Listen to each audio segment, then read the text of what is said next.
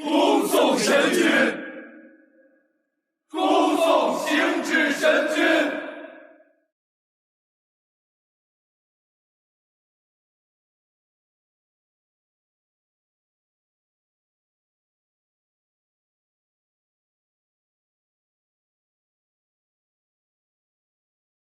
毕苍王，神君已然归天，神识不在，他的身体也不能随意留在下界。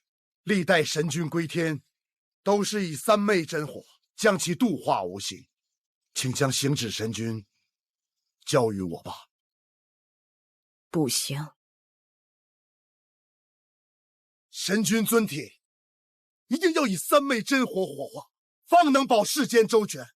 他在时，你们事事要他保三界周全，护天下苍生。如今他死了，你们竟连他的尸骨也不放过。若有本事，便从本王手中抢过去吧。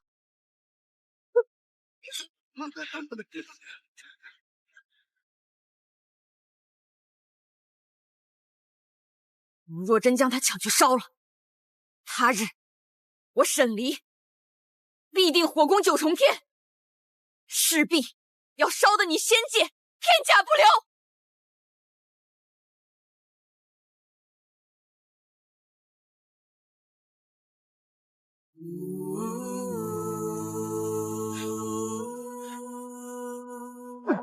毕苍王，你荒唐！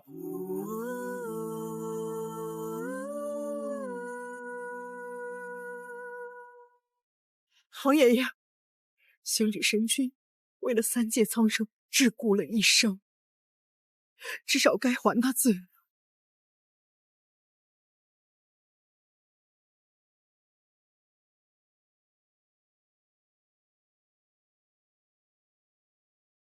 幽兰恳请天君网开一面。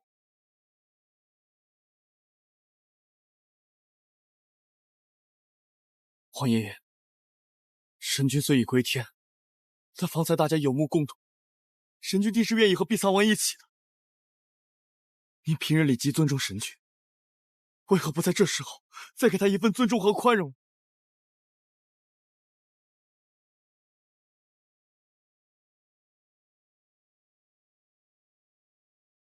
芙蓉，求皇爷爷开恩！望天君开恩！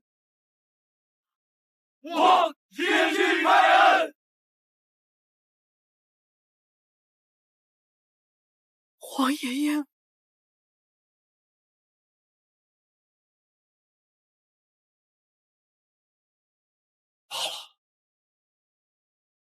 罢了。天君，你自由了。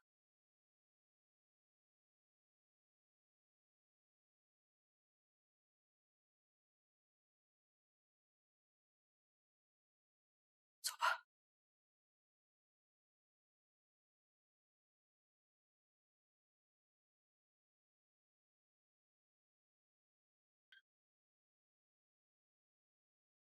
他们走了，再也没有人用神的身份来禁锢你了。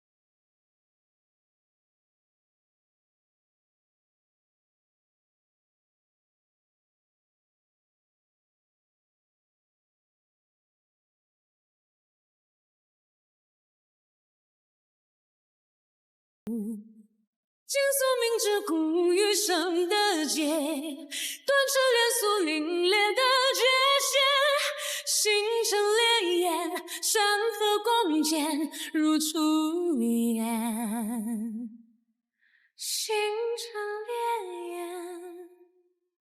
山河共剪，任寒，如初县君呐，您是没见过我们王爷是怎么练兵的，这才哪儿到哪儿啊！回头您得跟着一起练。本仙君也得练，身先士卒嘛，没听过？哼，看来你们仙界过得还是太舒服了。哎，不是，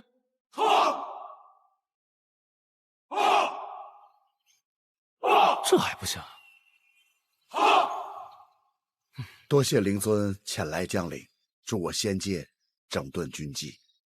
天君客气，灵界才要多谢仙界送来的灵石，灵界才恢复得这么快。还是要感谢天君雪中送炭。哎，三界本是同源，不分你我。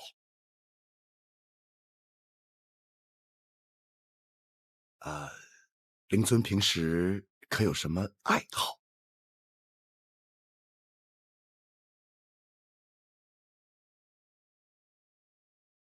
围棋练兵。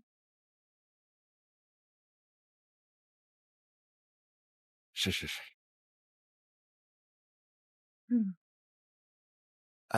碧苍王近来可好啊？他也算是渐渐走出来了。那就好啊。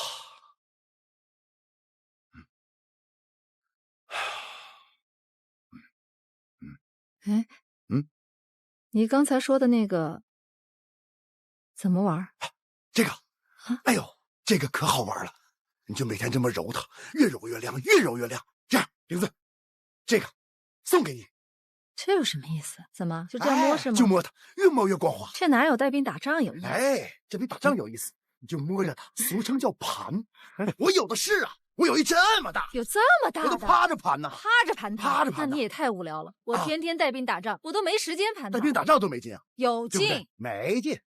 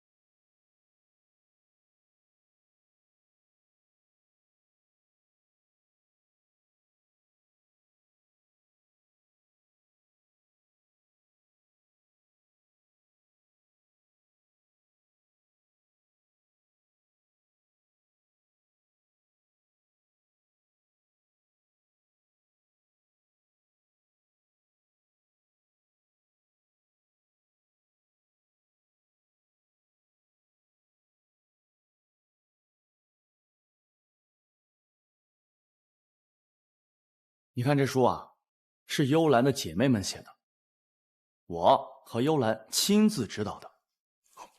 这上面呢，详细的记录了你们的故事经过。这以后啊，就是你和神君的事迹综合录，一经面世，洛阳纸贵。我好不容易才藏了一册，给你了。你啊，哪天要是想神君了，就翻出来看看，免得给忘了。不会忘的，都记得。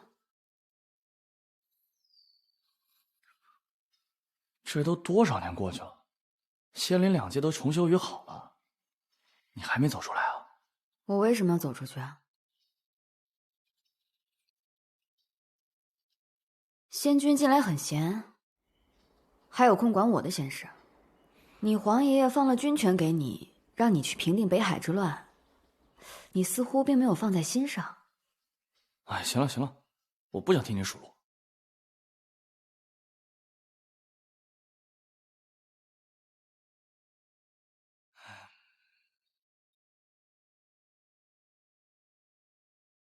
沈烈，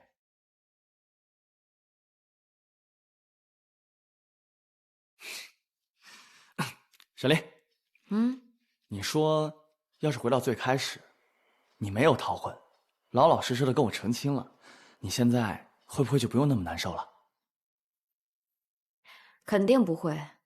第一，我现在不难受；第二，你这个悠闲日子真的是过得太久了，这种不要命的假设你也敢提？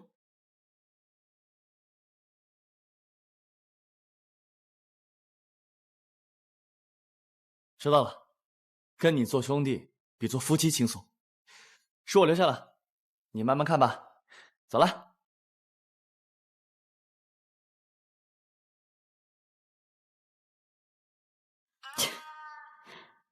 因为醋意指婚芙蓉君，什么乱七八糟的。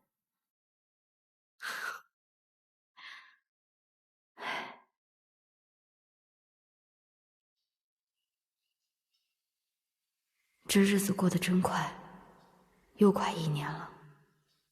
世事更迭，时光如梭。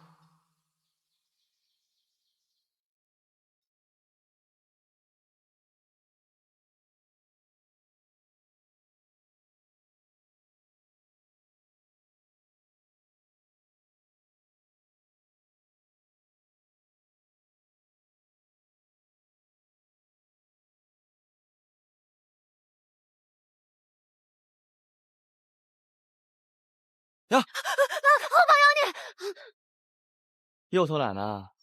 哎，你是不是又胖了？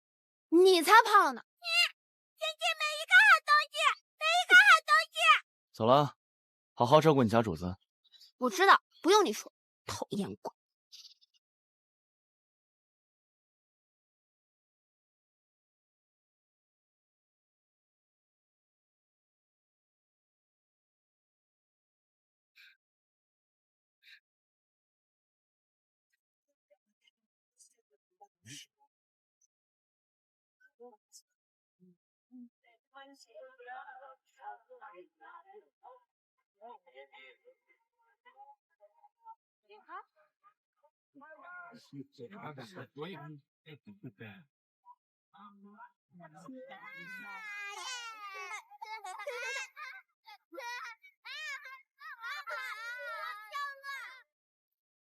你走之后，3界依旧，你的痕迹一直都在，但又似乎越来越少。会不会有哪一天，我也终将把你遗忘？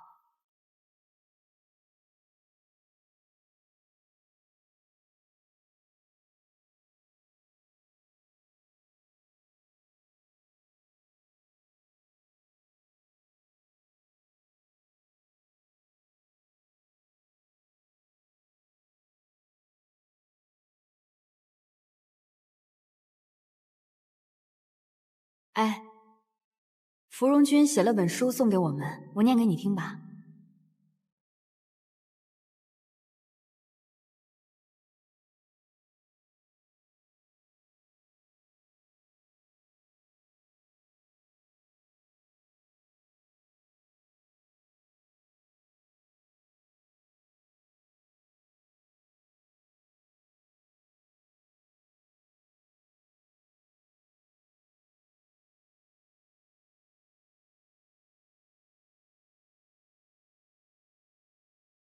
王爷，有妖怪在主街上，是个雪妖。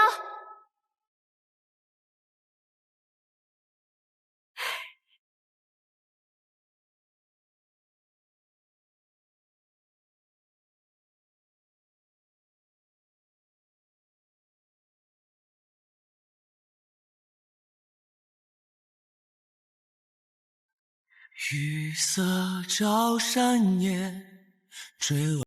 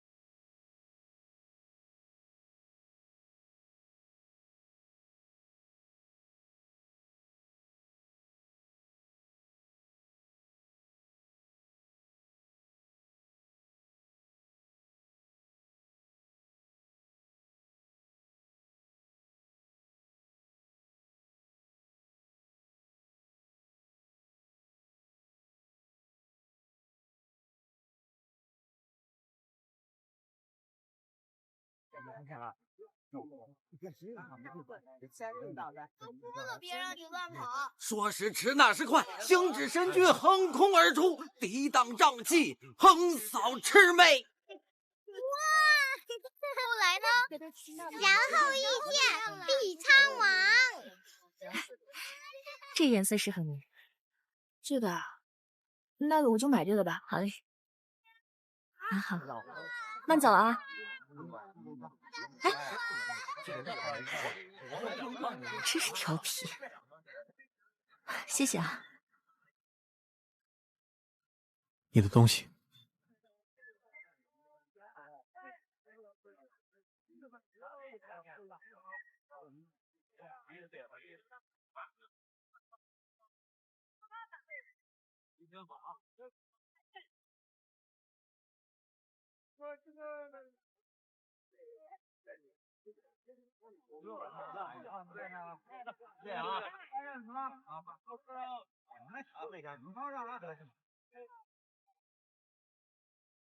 船家，哎，走吗？好，马上啊！这便是世间缘分，缘分来时无缘有，缘分断时难强求。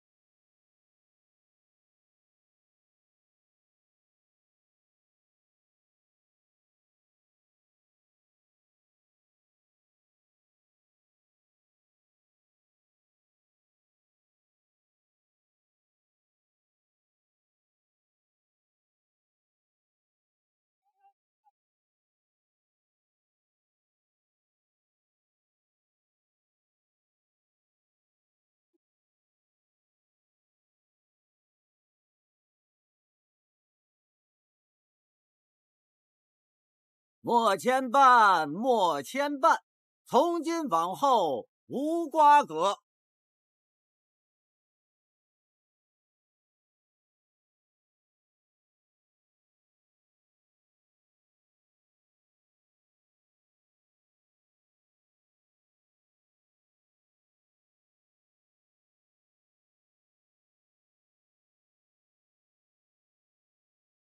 抱着。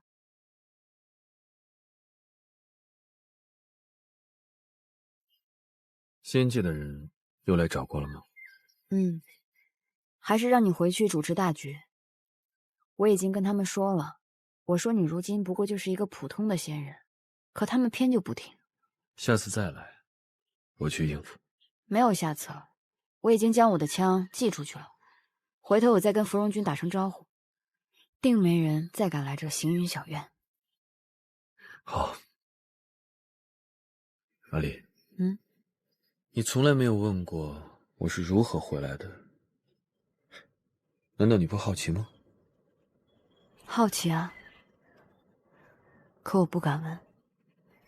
为何呢？要是我问了，发现这是梦一场，我该怎么办？从那之后，仙界西院当中，上古神的灵位还有金光吗？我去打扫过，没有了。难道是我的那些老朋友们，用他们最后的力量，从天道手中留下了我。经历了生死，我才知道天道创神为何会让上古神以人的形态存在。为何？因为天道就是为了让上古神犯错，令神性消解，使人性发生。神明的消失变成了天意，我肯定不如从前那般厉害了。你不嫌弃吗？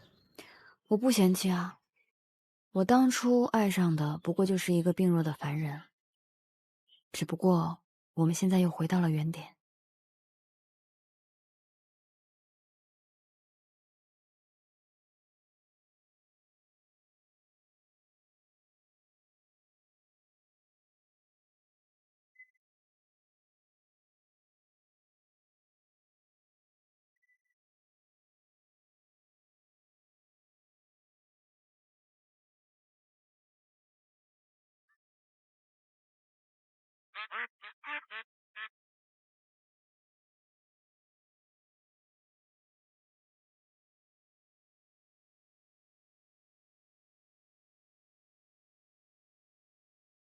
春离啊，你好像还欠我2个愿望。哦，东海边上，哪2个愿望？第一个愿望就是以后的每个夏天，你都要帮我摘葡萄。简单。这第2个愿望呢？你今天要把2个愿望都说出来吗？因为第2个愿望需要花很久的时间去完成。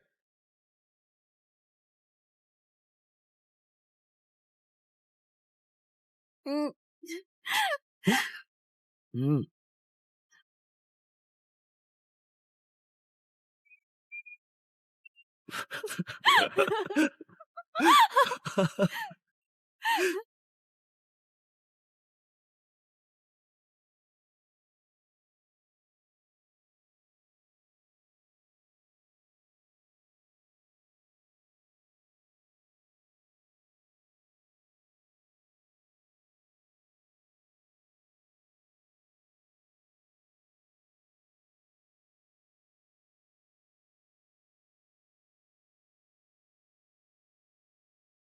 阿离，你会不会觉得我们俩这样有点不太协调啊？没有啊，我们阴阳相合，很协调啊。不是吧？你看你啊，你哪有半分阴柔的模样？我的意思是，你阴我阳，阴阳相合，协调的很呢。如此阴阳，倒也不错。定是灵界又有事务找你。是碧苍王和行止神君的家吗？我是极北雪山金娘子的侍女。金娘子？不是说她喜欢上一个凡间的修仙者吗？为情所困了许多年，现在倒是有功夫差人来找我们了。王爷好，我是来替我们家娘子送请帖的。请帖？他要兴办寿辰啊？那得是多少万年的大寿了吧？成亲？是的。是传闻中那个修仙者吗？下个月，这么突然？我们家娘子还特别吩咐了，让我转告王爷和神君，说一定要替他带天外天的星辰过去，已经欠他很久了。王爷神君告辞。好，多谢。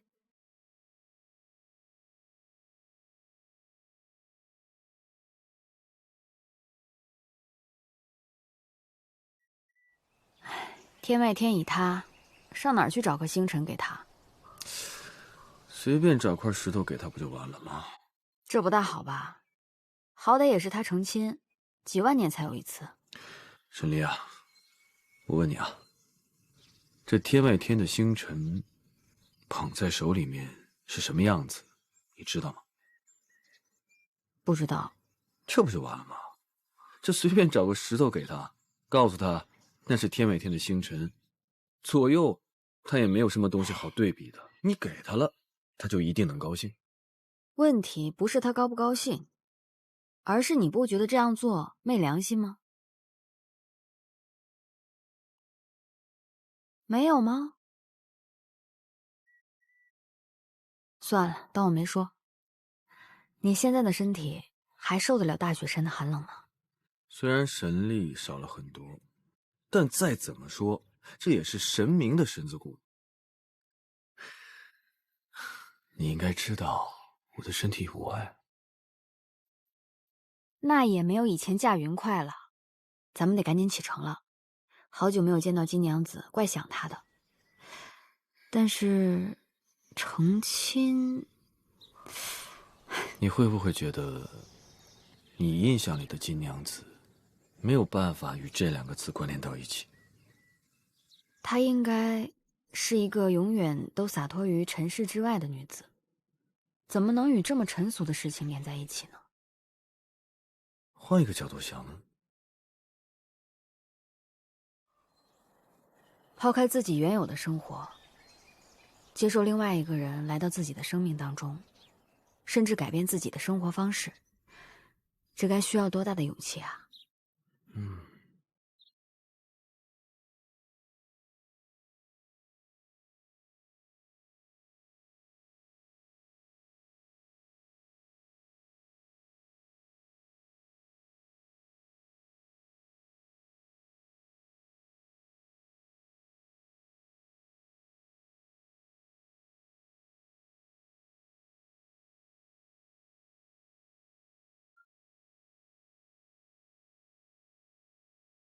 你不是说你身体好吗？身体好，穿这么多干嘛？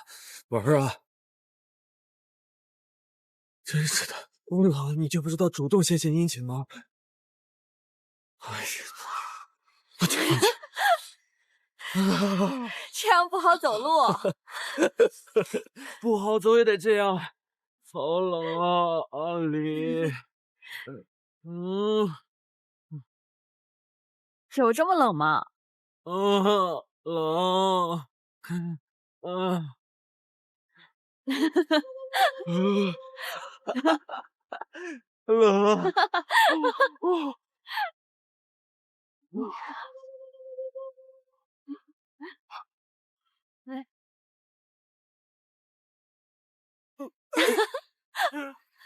哎呀！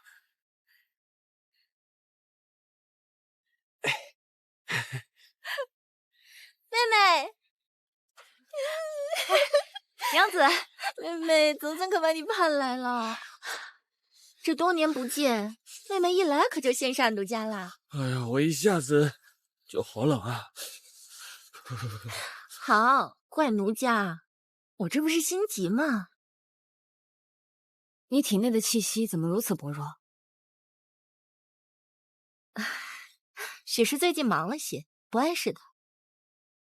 神君倒是看起来不如以往了。这外面风大雪大的，别在外面待着了，我带你进去。快点吧！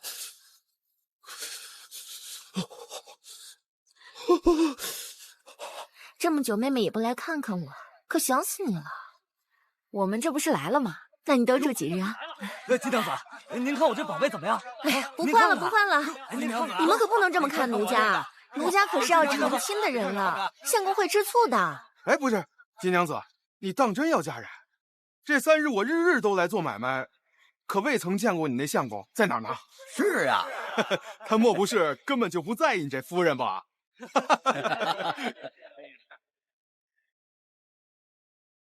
自是被奴家藏起来，哪能让你这种货色瞧见？今日有贵客，不做买卖了，散了吧。都怨你说什么呀你抢男人了？白来了。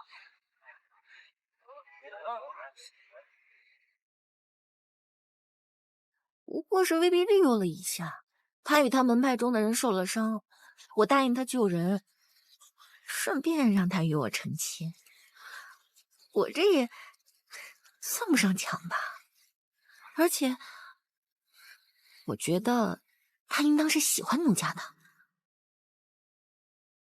来的路上听说，那人被金娘子追了10余年，也未曾有半点松口，想来是个极为固执，也极有骄傲和尊严的人。如今这般被胁迫，金娘子这个觉得到底有几分正确呢？就该如此。那人定是喜欢你的，不然再如何也不会答应娶你。不管别的了，依我看啊，不如生米煮成熟饭，省得蹉跎。神君这话说的在理，这千年雪狐的狐裘你拿去，可比你的袄子顶用多了。那我不客气了，拿走，房间都给你准备好了。走，给你道个前因后果。娘子，怎么了？陆先生又渴了，你在房间等我。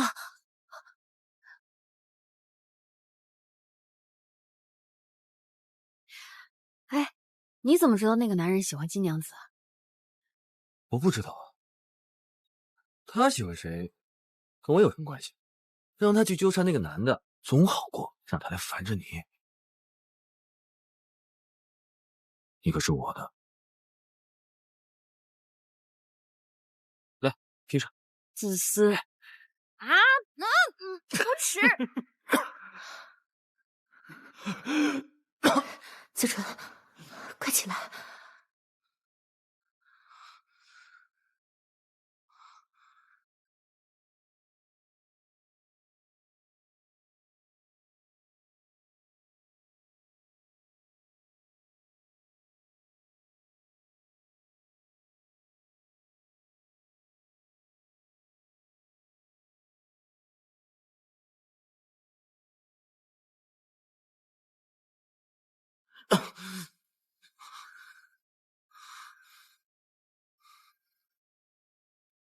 你身体不适？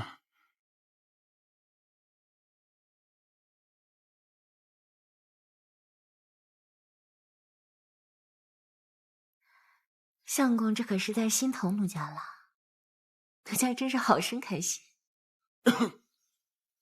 需要自作多情。此前你同我说，把我门派中的人都治好了，所以赶他们下山。现如今，他们可也会如我这般。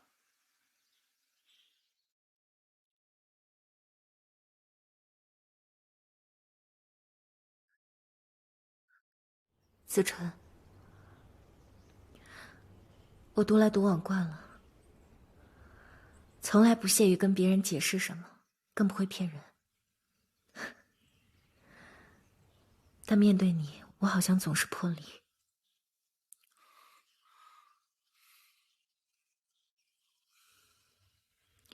你门派中那些人的伤，对凡人来说也许有些棘手，但对我来说却并不算难治。我说治好了，便断不会骗你。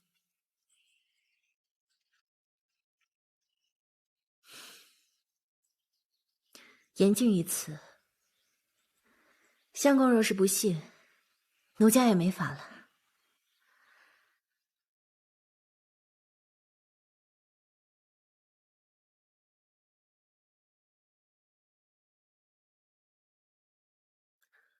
老待在屋里对你身体也不好，今日外面晴好，你歇息一会儿，便出来走走吧。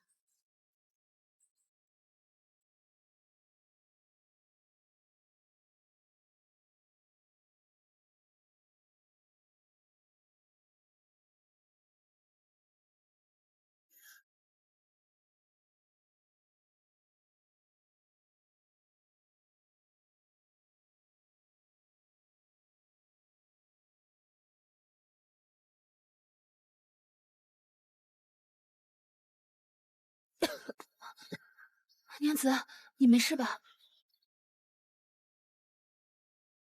没事。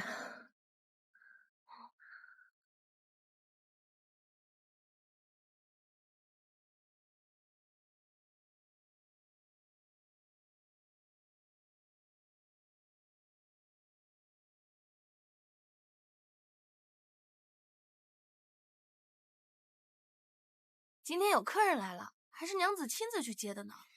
能让咱们娘子这么重视啊，这可难得。哎，我有幸远远的看了一眼，那男子可风流倜傥了，比咱们院这位还要强上100倍呢，那身气质。哎，听说还跟咱们娘子交情匪浅呢。真的吗？今日这位好似又惹娘子不开心了。你说这3天2头的，娘子再好的耐性也给磨没了吧？如今又来这位，你说这次婚礼到底能不能办？哎呀，娘子的心思，那岂是你我能猜的？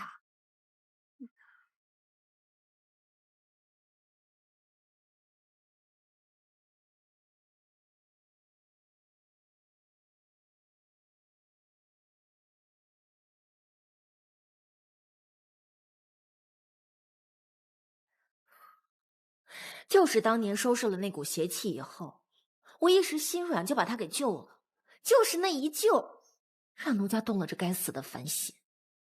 把那毛肚下了。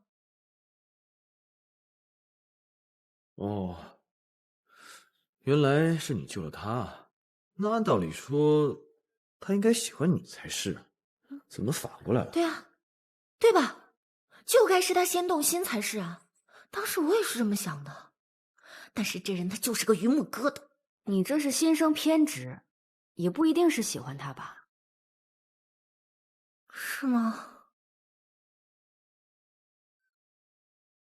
其实我也不知道，我最开始确实是只想逗逗他，但是他越不从，我就越是不想放弃。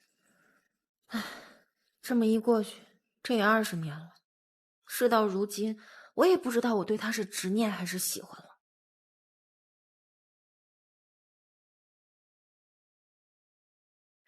但是旁的不说，20年了，他就是块石头也该被我捂热了吧？他这凡人，他就是块千年寒冰，我就是有3昧真火也容不了他。这还是让我逮着他软肋了，他仙门出事儿了，这我才威逼利诱让他娶我的。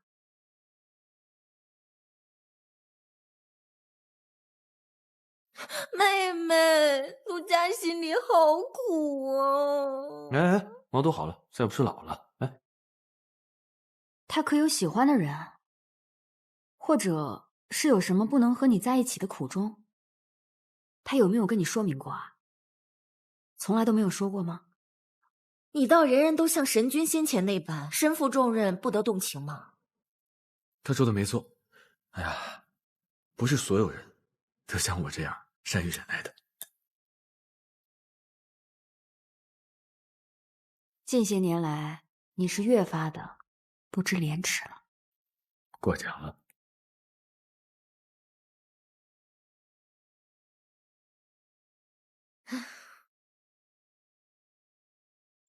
木子纯啊，就是被那些凡人修仙者的说法给僵化了脑袋。他非跟我说什么人与妖不相同，他就是不肯相信我只是对他这个人有想法。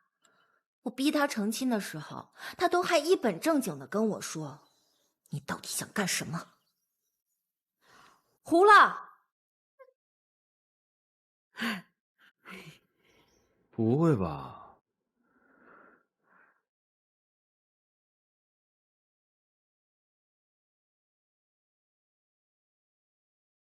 来，不是，他还问我到底想干什么？没看见奴家那一大殿的稀世珍宝吗？他一个凡人也好意思来问我要什么？但是我当时啊，我都没生气，我就直接跟他说：“奴家想要你呀。”多甜蜜的一句话呀，是吧？他呢？他还是那么一脸严肃的跟我说：“没个正经，胡言乱语。”你听听他这个话说的，说完他转身就走了。我当时别提我有多伤心了。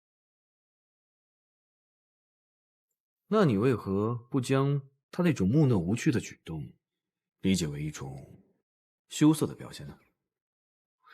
我跟仙人打交道还算比较多，就像他这种从凡人修仙而成的仙人，多半呢都是那种木讷无趣、内心极度压抑的。他或许会觉得你是在调戏他，他又没有办法调戏回来，所以才会落荒而逃。那依你之见，这个人是什么心态啊？既非有心爱之人，亦非真心厌恶你。他放不下的只是一种固执罢了。如此，我们不妨试一试。怎么试？你在他身边20多年，他都无动于衷，这说明他习惯于接受。那我们就把赋予他的全部都拿回来，让他一无所有。你先想想吧，这些年来你都给了他什么？我们一件一件的讨回来。他其实并不是在帮金娘子吧？他这分明就是觉得好玩啊！这一肚子坏水。哎，不好意思，我又糊了。你出老千吧。你是不是藏牌了你？来，我看看。你怎么都没输过呀。又来。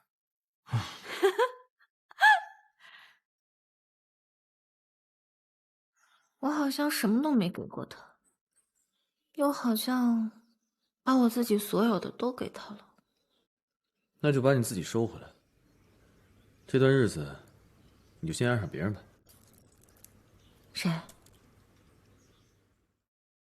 只好是我喽。不行，我来。看什么？你可是我的。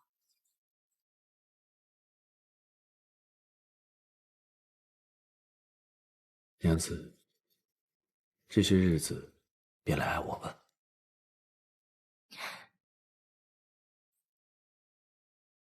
呀，现在什么时辰了？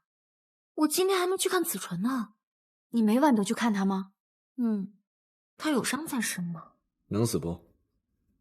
这倒不会。不能死就不要去了。你别忘了，刚才我们怎么说的？从今天开始，全部拿回来，叫他一无所有。这样不去，便是成功打响第一战。来。好。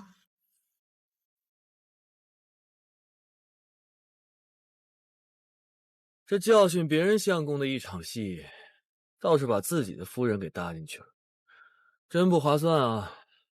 你分明是在逗人家玩，我怎么可能只是看着？不然我多不开心。哎呦，这可如何是好啊！我们正直的碧苍王变坏了。自从遇上你，我就开始变坏了。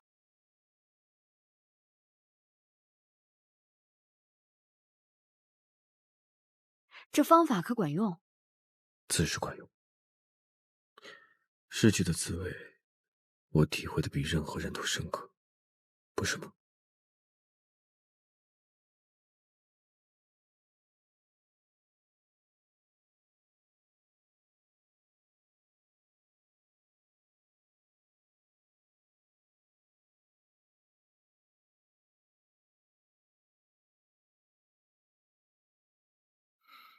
昨晚难得过了个安生日子，自打被他带到此处开始，他就没有不缠着的时候。突然得了一日闲，竟恍觉周身安静的不习惯，连带着心底也空荡荡的。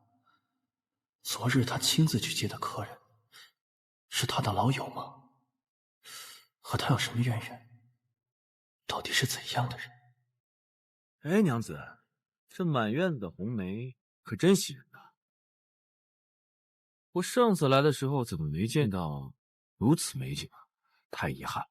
阿离若是喜欢，便长久待在奴家这里，可好？好。哎，子纯，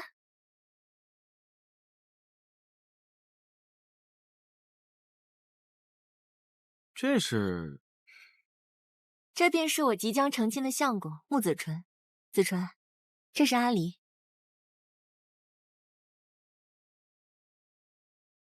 这人与金娘子到底是什么关系？金娘子啊，金娘子，可是怨恨我当年狠心离你而去吗？这一别多年，再见面，你却要与别人成亲了。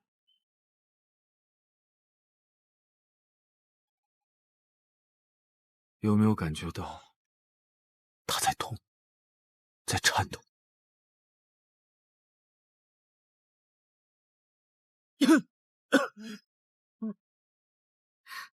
阿离，你说什么呢？这还当着子纯的面呢。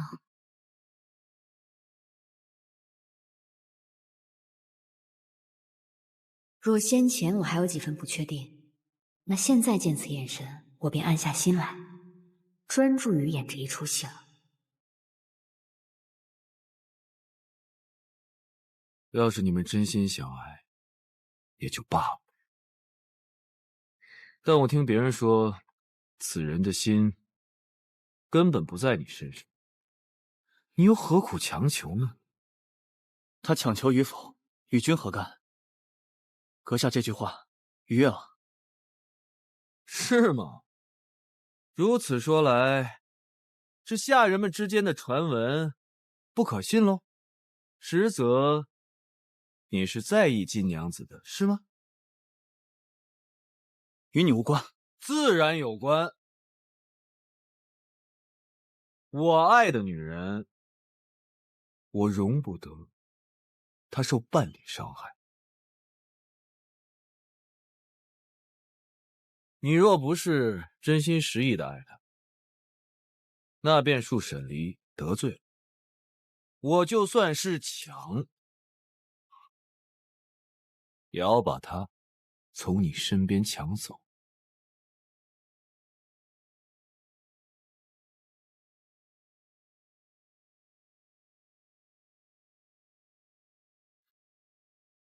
阁下早些年干什么去了？想怎样，随你去。反正我现在也不过是一个阶下囚。你不要走啊！哎，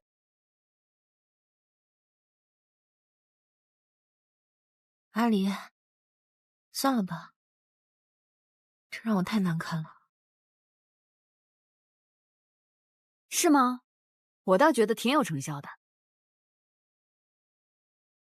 娘子，不如我们打个赌吧。赌什么？你们成亲之前必定让这穆子纯缴械投降，你信吗？我等了20年，也没能让他投降。但如果真的要赌的话，我希望这个赌局我能输得一败涂地。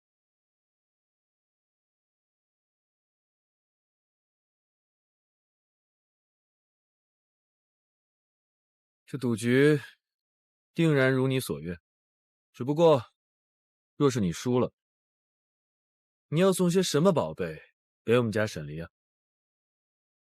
你为何在此处幻化成了梅花？要不然我怎么看热闹呢？神君还是和以前一样，半分亏也不吃。奴家这一琢磨，什么奇珍异宝你们没见过，定是都不稀罕的。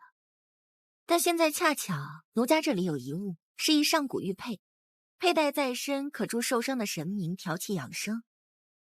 这个物件放在以前，神君肯定是不稀罕的。但若是对现在的神君来说，那可是个大宝贝。若是得了此物，日日佩戴在身，他日再恢复往日神力，也并非不可。真的吗？你为何不早说？妹妹奴家自是不防，防的可不就是今日神君吗？有如此宝贝，我自当尽力。为了早日见分晓，不如明日我便横插一脚。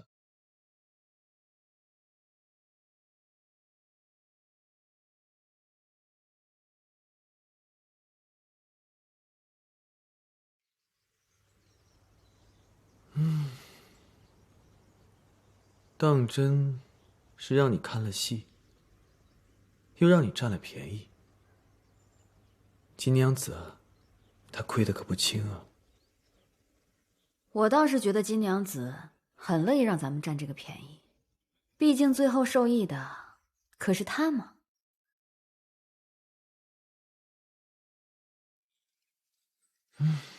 今日这般，你阴，我阳，这感觉就很像我们往日里相处时的感觉啊。阿离，可还适应？适应。阿离，可还喜欢？喜欢。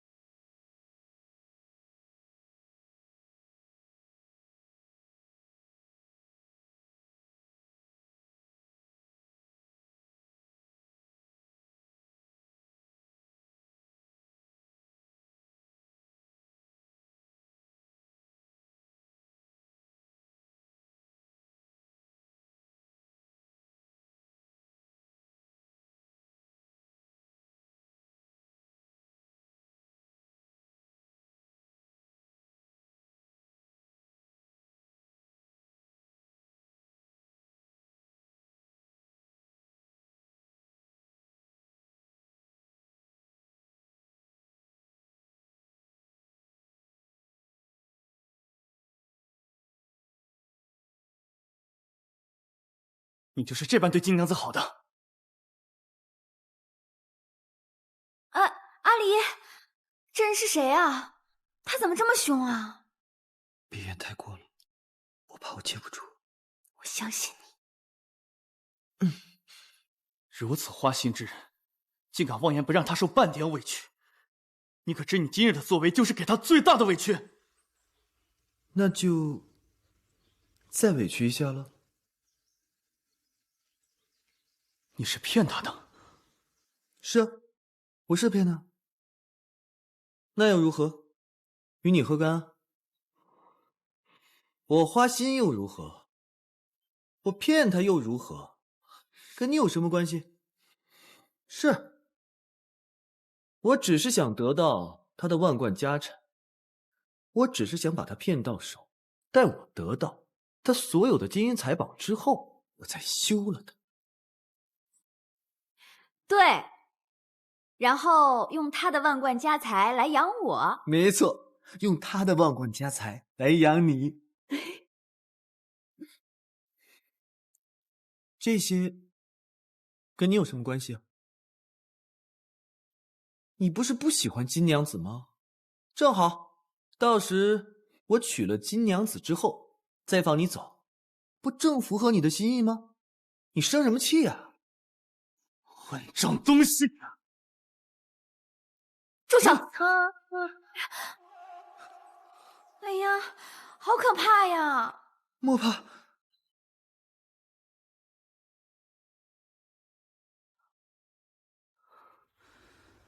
这样的人需要再惦记。那我该惦记谁啊？你吗？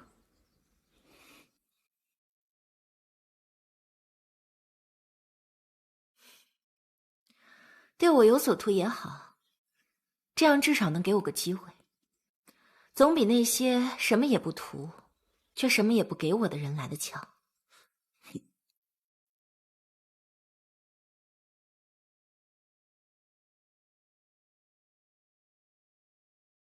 你可知你在做什么？做什么？选择一个不可能的人吗？这不是奴家对你做过的事吗？怎么？这件事只允许奴家对你做，不允许奴家对别人做吗？先前你那般不愿，如今过去这么久了，你身体也好的差不多了，便走吧。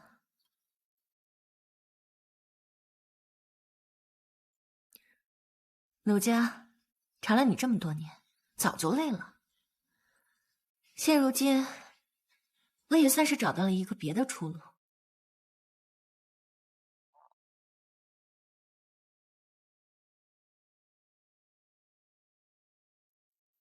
我放你走，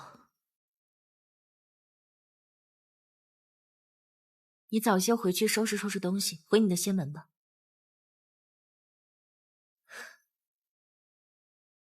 不用再被我这个妖女纠缠了。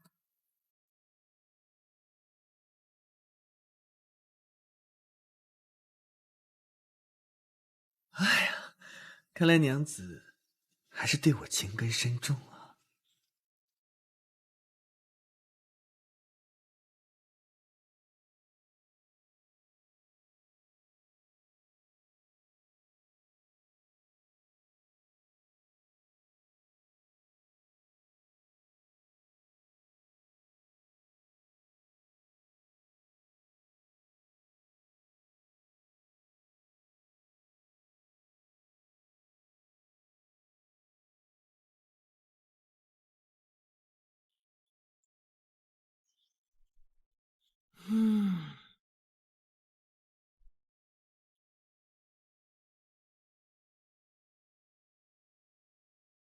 你们看，我话都说到那个份上了，他还是没什么反应。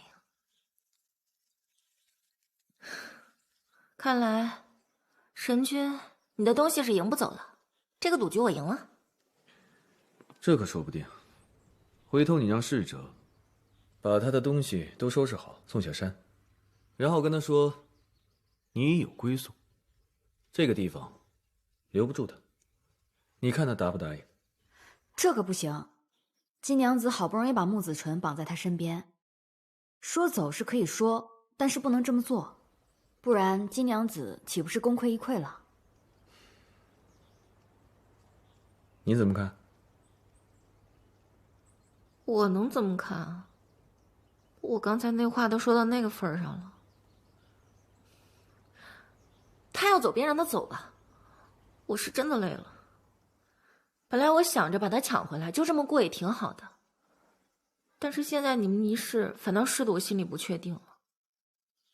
你说以后如果成千上万年，我一直跟这么一个不在乎我的人一起过，那我还不如像以前一样，自己一个人潇洒的过好了。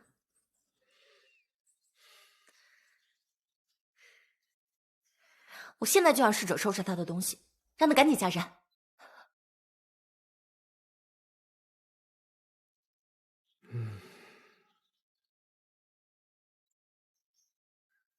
唉，他们感情还是挺深的，只是这个凡人修仙者太过迂腐了。难道真的就让他们这么错过吗？王爷觉得我会让事情发展成那样吗？你又有什么馊主意？等一会儿，你只需要把金娘子打晕就好。为何啊？哪来的这么多为何？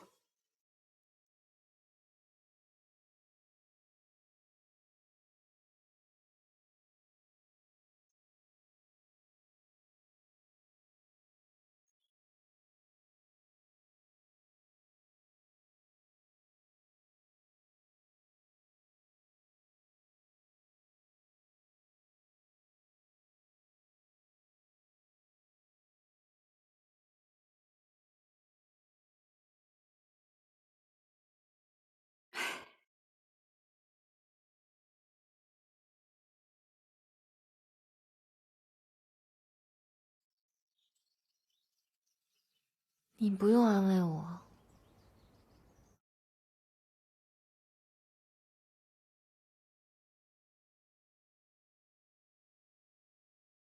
你运功干嘛？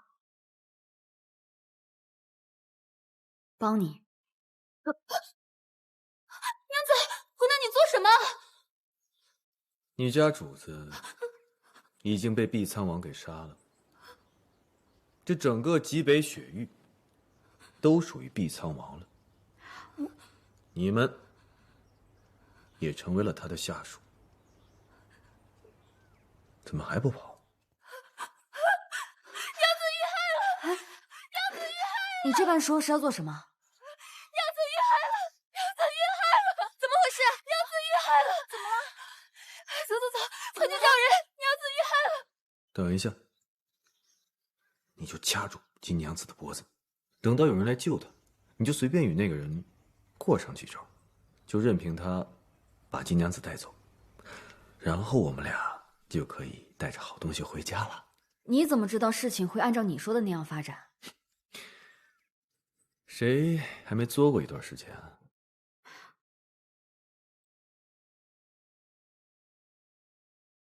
我去掐着他。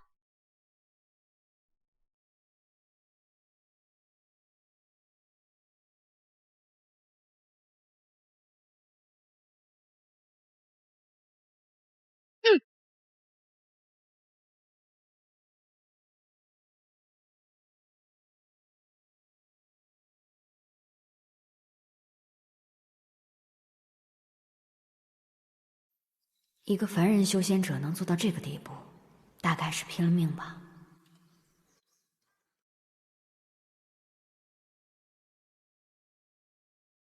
你有没有想过，咱们要怎么善后？善后？那是我们该想的事儿吗？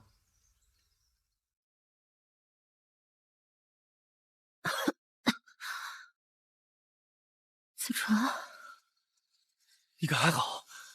伤在哪里？伤在哪里？你放心，我定能将你医好。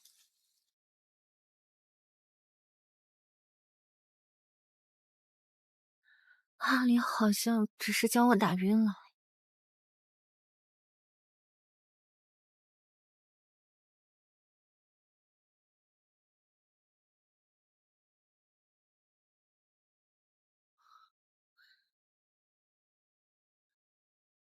我不知道是怎么回事了。子川，你默契，这次真的不是我想的。先前我说的话还是作数的。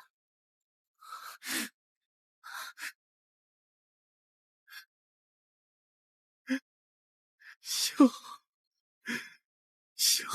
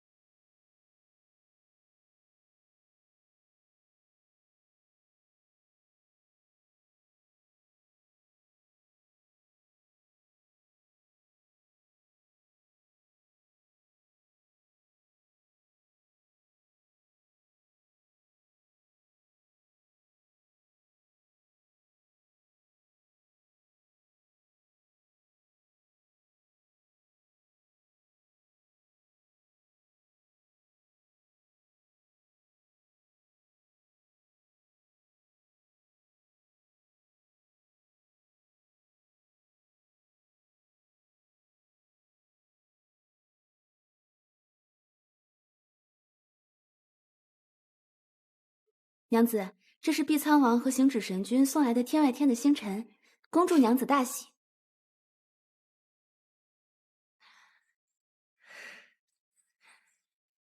谁要他们这假石头？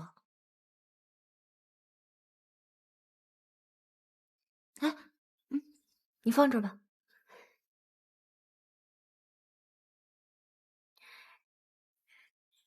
你去转告他们，这段姻缘就是他们送给我最好的礼物了，我就不说谢谢了。还有，这个玉佩是我给他们的回礼。是。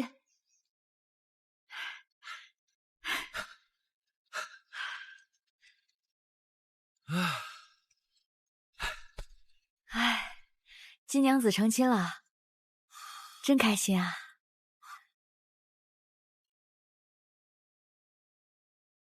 你想不想办一场婚礼？啊？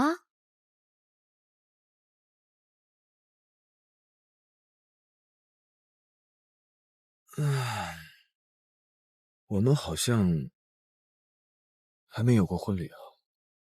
以前我真觉得太麻烦了，也没什么必要。但通过这几日的观礼，我忽然觉得，把自己爱的人的身份昭告于天下，也是一件挺不错的事。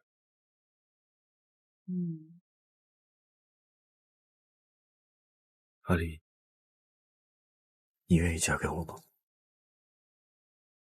我给你办一场10万天神同出的婚礼。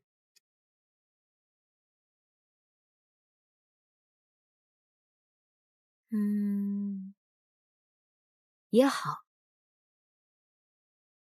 不过你得抓紧一点了，等肚子大起来，穿礼服就不好看了。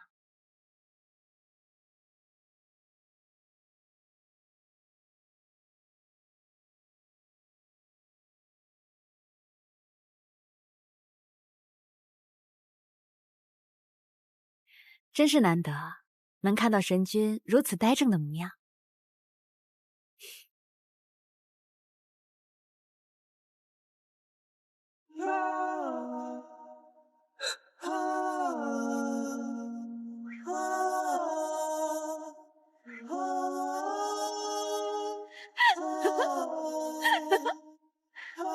阿离，神大王，陈大王，陈大王，陈大王，陈大王，放不负沦陷。